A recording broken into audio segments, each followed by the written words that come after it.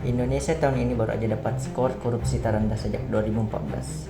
Iya, kalian gak salah dengar. Dan gue rasa kalian bakal surprise kenapa ini bisa terjadi dan turun lagi padahal udah sempat membaik beberapa tahun yang lalu. Tapi sebelum kita lanjut, kita harus tahu sama satu hal. Korupsi adalah racun dari sebuah negara yang harus diberantas sampai ke akar-akarnya. Kalau kita main iya aja, gak usah berharap Indonesia maju, warganya pun bisa sengsara. Tapi sebelum gue jelasin asal usulnya dan alasan kenapa ini bisa terjadi di Indonesia, kita harus tahu satu hal dulu. Korupsi itu bukan hal yang pasti. Gak ada lembaga di dunia yang tahu persis semua kejadiannya.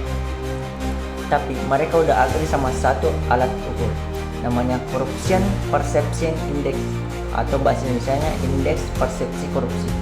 Dalam penilaian 0 sampai 100, 0 itu negara paling korup dan 100 itu negara yang paling gak korup. Nah, pas forward ke Februari 2026, Transparansi Internasional baru saja rilis skor Indonesia dan hasilnya turun 3 poin dari 37 ke 34. Peringkat kita juga anjlok dari 99 ke 109 dari 108 negara. Kalau kita bandingin rata-rata global di angka 42 dan rata-rata kawasan Asia Pasifik yang berada di 45, kita jauh di bawahnya. Bahkan skor kita sekarang setara negara-negara yang konflik kayak Sudan Selatan dan Nepal. Di sini warga bisa marah soal penegakan hukum, tapi nggak banyak yang tahu asal-usul kenapa Indonesia bisa korupsi separah ini. Kalian harusnya tahu perusahaan yang namanya FOC. Di masanya FOC itu adalah perusahaan terbesar di dunia. Kalian bandingin sama dengan Apple, Google, Microsoft. Semua perusahaan paling gede sekarang kalah saiznya sama FOC. Hampir 8 triliun US dollar kalau disesuaikan sama sekarang. Tapi apa yang mereka lakuin sama Indonesia itu jadi kehancuran mereka sendiri. Jadi kalian harus tahu, zaman-zaman dulu di saat FOC menjajah Indonesia, mereka itu perusahaan apa? Perusahaan dagangan rempah-rempah, dan negara mana lagi yang rempah-rempahnya sekaya Indonesia. Jadi bagi mereka itu jelas mereka lagi rebutan kekuasaan. Gimana caranya mereka dapat seluruh power Indonesia biar jadi perusahaan yang paling gede lagi, dan gimana cara mereka melakukan itu di tahun-tahun awal adalah kebiasaan untuk menyuap, membeli jabatan, dan memberi hadiah dari bawahan ke atasan. Pegawai-pegawai FOC saat itu lagi rebutan duit. Gimana caranya mereka dapat posisi penting di Indonesia? Itu aja udah habis beberapa banyak duit. Dan di saat mereka udah pegang posisi penting, mereka harus mempertahankan caranya mengumpulkan kekayaan yang luar biasa berlebihan, gak peduli sama kesehatan perusahaan sendiri. Karena harus mempertahankan suap-suap ini terus. Praktik ini membangun kultur korupsi yang lama-kelamaan merajalela di perusahaan FOC. Sampai ini jadi kehancuran mereka sendiri. Mereka hancur karena kekuasaan anggotanya sendiri. Korupsi ini menjelat ke orang-orang selama ini yang disuap di zaman Indonesia awal. Ini nunjukin banget ya sebenarnya kok bisa perusahaan segede itu hancur gara-gara korupsi. Dan semoga kita gak hancur juga gara-gara kita gak berantas korupsi, karena udah jelas mengakar di zaman kita dijajah.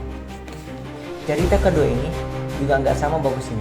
Di sini gua full disclaimer, gua sharing dan melakukan riset untuk kebaikan negara Indonesia, bukan untuk menjelek-jelekan, bukan untuk bikin pilih kubu. Tapi di chapter 2 ini kita bahas tentang Soeharto.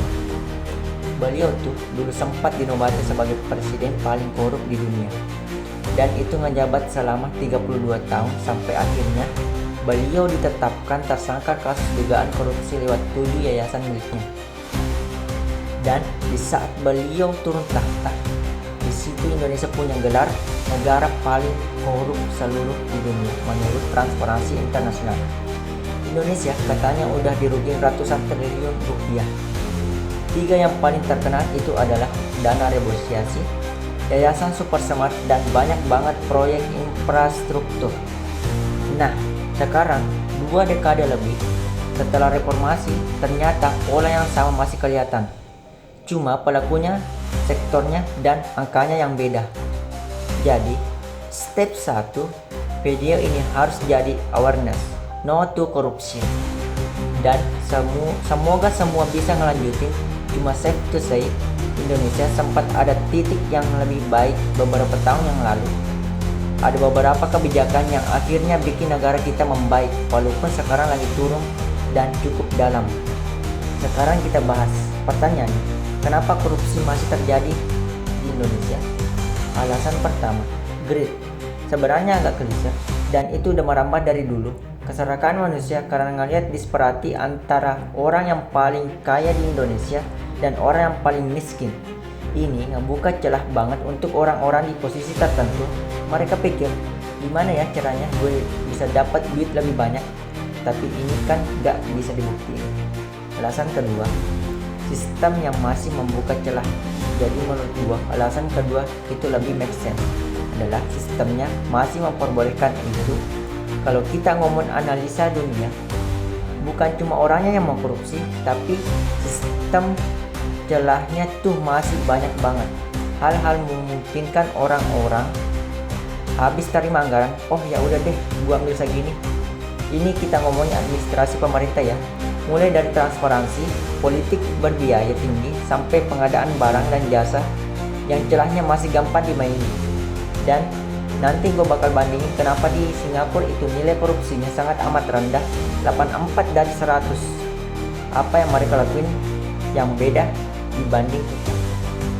Alasan ketiga, lemahnya penegakan hukum. Menurut gue pribadi, ini termasuk tekanan terhadap ruang sipil. Ini yang jadi sorotan khusus di laporan CPI 2026. Kemarin katanya banyak banget masyarakat sipil, mahasiswa sampai jurnalis yang justru dapat tekanan di saat mereka mau praktik atau lapor soal korupsi.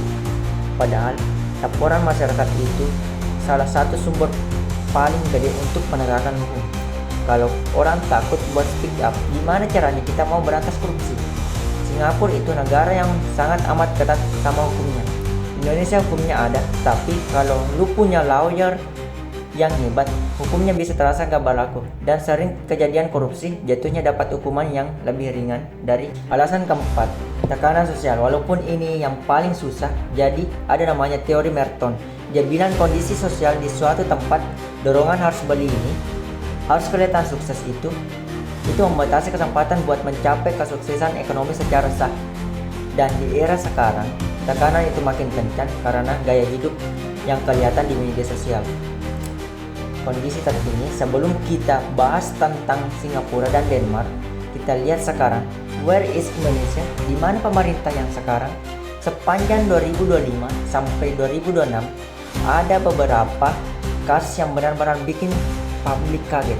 Ada kasus tata kelola minyak dan subsidi BBM yang kerugian negaranya disebut ratusan triliun rupiah, salah satunya yang terbesar dalam sejarah Indonesia. Ada kasus tata niaga timah yang juga disebut-sebut kerugiannya ratusan triliun. Ada kasus pengadaan Chromebook di sektor pendidikan. Ada kasus kredit di lembaga pembiayaan ekspor. Dan yang paling baru ada dugaan penyimpangan di program bantuan gizi nasional, yang notabene program yang baru jalan tapi udah kecium ada permainannya. Nah sebenarnya gue sih mikir kalau uang sebesar itu dipakai untuk pemberdayaan edukasi, infrastruktur, sampai hal-hal yang penting banget untuk majuin Indonesia, bisa gak ya sekarang kita lebih maju dibanding kita yang dulu? KPK sendiri nyatet dari 2018 sampai 2025 aja kasus-kasus kerugian negara yang mereka tangani nilainya puluhan triliun, dan itu baru yang kehitung, baru yang kebongkar. Dan sebenarnya kelihatannya gini, ada hal-hal sebenarnya yang gue dengar kayak dengan adanya lembaga anti korupsi itu sebenarnya hal yang bagus, tapi beberapa politikus bahkan kurang suka dengan adanya pengawasan yang ketat. Analoginya, lembaga anti korupsi punya banyak musuh tapi temannya nggak banyak. Nah ini hal-hal yang sebenarnya gue sendiri nggak tahu gimana caranya solve-nya. Apa butuh lebih tegas? Apa butuh ada hukum baru? Belajar dari negara lain. Tapi kita masuk ke chapter terakhir ya, belajar dari negara yang paling tidak korup. Nomor 1 masih Denmark. Mereka punya skor 89, itu hampir perfect. Pertama, pemerintahnya itu transparansi dan akuntabel. Kedua, kebudayaannya itu sendiri anti korupsinya tuh kuat banget. Ketiga, lembaga pemberantasan korupsi mereka efektif banget kerjanya.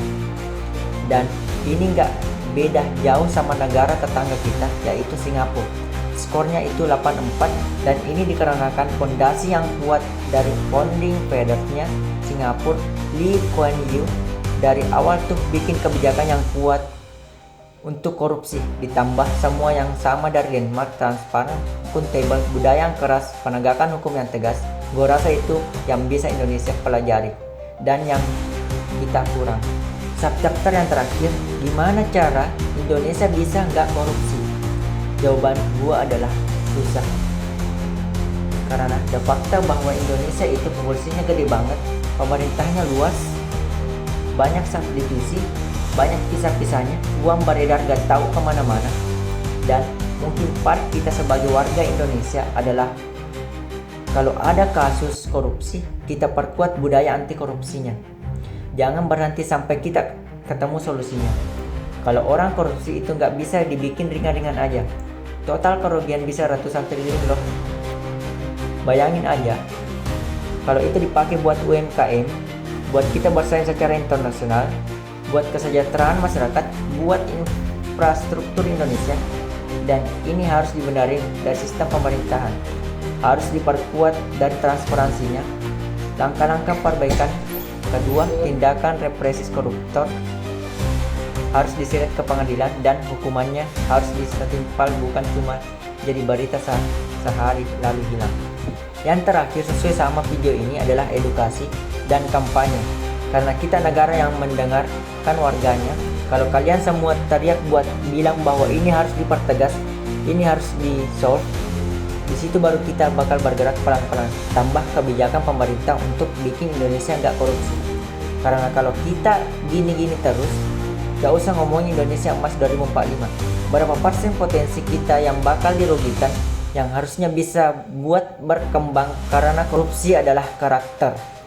Orang punya 100 miliar pun tetap bisa korupsi. Kita mulai dari diri sendiri, bangun awareness-nya, dan semoga ini jadi lanjutan. Kalau misalnya kalian gak setuju, feel free komen di bawah. Tapi gue bakal tetap keluarin video ini buat gimana caranya kita tetap maju sebagai Indonesia. And I'll see you guys on the next video. Bye bye.